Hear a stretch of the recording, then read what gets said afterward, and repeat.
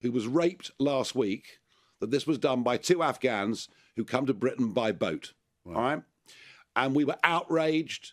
I did a press conference on it yesterday, and overnight, the Prime Minister and Home Secretary have said, in future, details, including ethnicity, of those who are alleged to have caused these crimes has now to be made public. So, you see, if you fight back...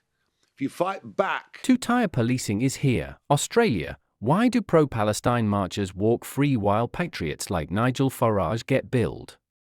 Crime, censorship, cowardice. Watch the full firestorm now. It runs through policing, and I can speak for my country, it runs through justice as well, where people who put intemperate tweets after the riots last year, Lucy Connolly finished up with 31 months in prison. I mean, somebody of previously impeccable record puts out one intemperate tweet. Yeah. But I tell you what, the great public, the majority of the public are waking up to this nonsense, and they're beginning to turn, I think, on our politicians, on our police forces to say you must do better. Now, those that have their eagle eyes, they can notice that the logo behind you is the GB News logo. It is the free speech channel in the United Kingdom, and what a record they've just rolled up in July, which is they are now the #1 news channel in the UK. This is incredible. We're talking about UK version of Sky. We're talking about the BBC.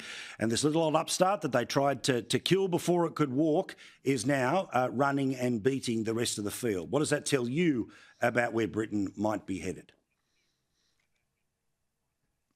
Well, it tells me two things. One, how complacent mainstream media has been, how comfortable everybody is in their London zone and, and they have their avocado on toast for breakfast and things like that, whereas in the real country they have bacon sandwiches. It sort of says an awful lot about it, but it also shows there's an audience out there that want real debate. And I'll say this about GB News, it is no propaganda channel. We allow every voice imaginable onto this channel to have their say, and it can be strong debate, but it's civilized debate within the rules of democracy. And I think within a space of 4 years, with not that big of resources, it's a pretty massive achievement. And I have to say, I'm very proud to have been a part of it, right from the very get-go.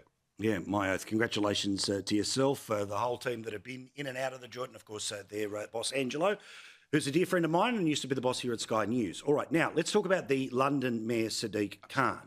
Now, this is a bloke who, you've made the offer, let's have a little debate. You've got a worldview, I've got a worldview, both of us have got the command of the English language, let's have a debate. But guess who doesn't want to have the debate? And I guess it ain't you.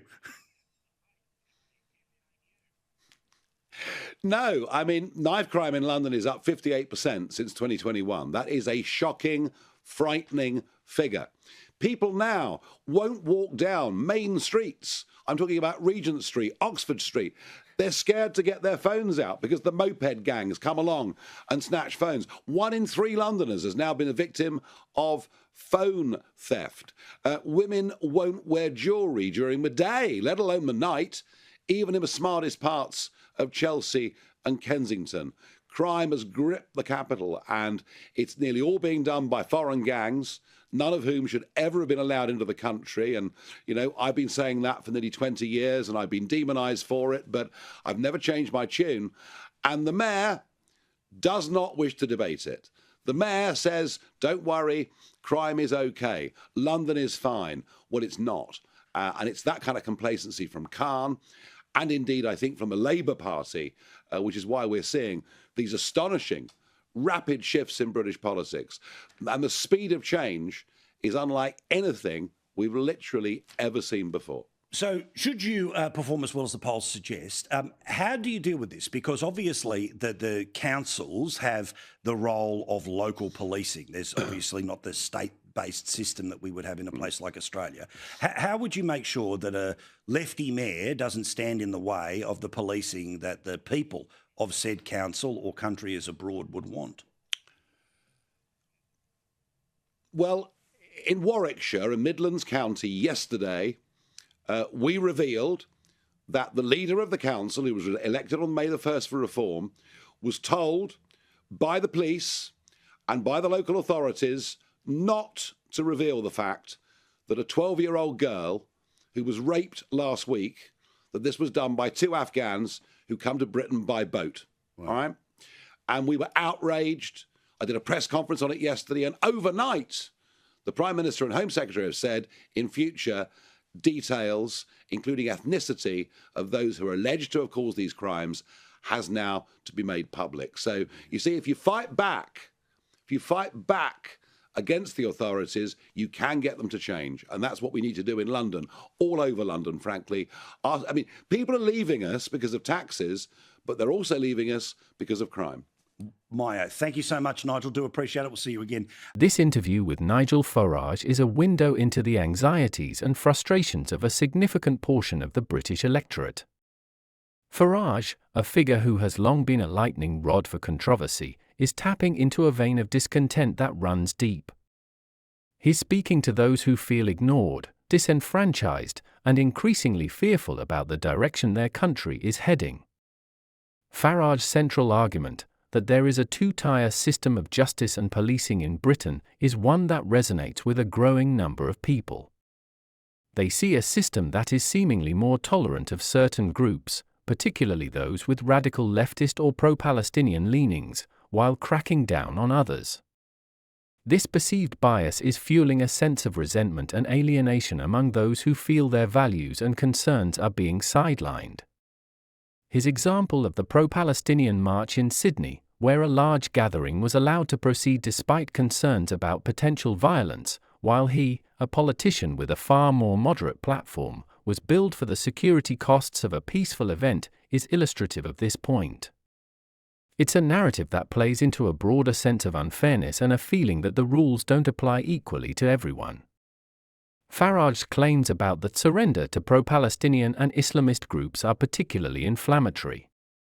He's drawing a direct line between these groups and rising crime rates, painting a picture of a Britain under siege by an insidious force that is eroding its values and safety. While it's important to acknowledge the legitimate concerns about terrorism and extremism, it's equally important to avoid generalizations and scapegoating. His comments about Sadiq Khan, the Mayor of London, and his handling of crime are typical of the right-wing critique of leftist leadership.